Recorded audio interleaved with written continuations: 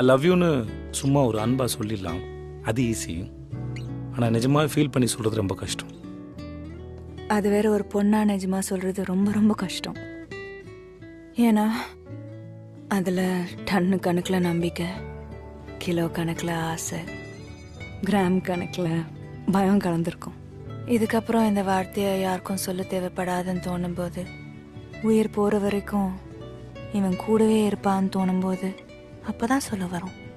Actually சொல்கிறத விட சொல்ல தோண வைக்கிறது தானே ரொம்ப கஷ்டம்.